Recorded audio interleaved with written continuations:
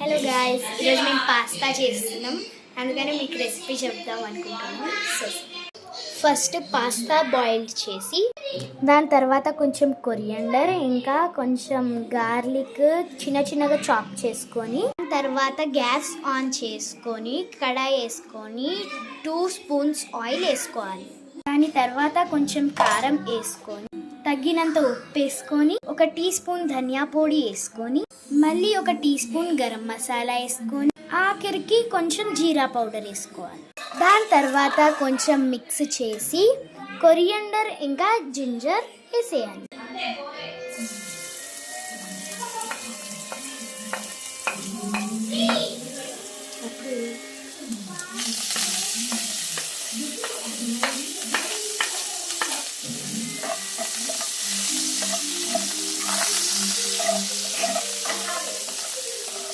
ఒక tea spoon అల్లం పచ్చడి మిక్స్ చేసి లాస్ట్కి డార్క్ బ్రౌన్ కలర్లో రావాలి. దాని తర్వాత సోయా సాస్ వేయాలి.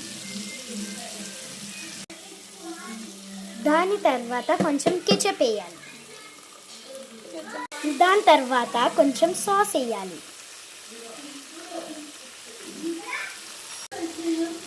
దాని తర్వాత మిక్స్ చేసి దాని తర్వాత కొంచెం నీళ్ళు వేయాలి. మళ్ళీ మిక్స్ చేసి అది కొంచెం థిక్గా అయినాక పాస్తా వేసుకోండి.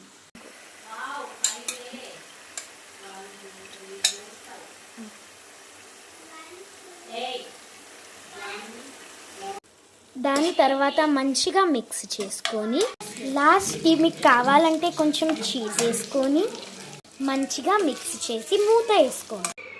మీకు కెచప్ రాకపోతే కొంచెం దాంట్లో సాస్ వేసి ఇలా మిక్స్ చేసి లాస్ట్కి లోపల ఇలా వేసుకొని మిక్స్ చేయాలి.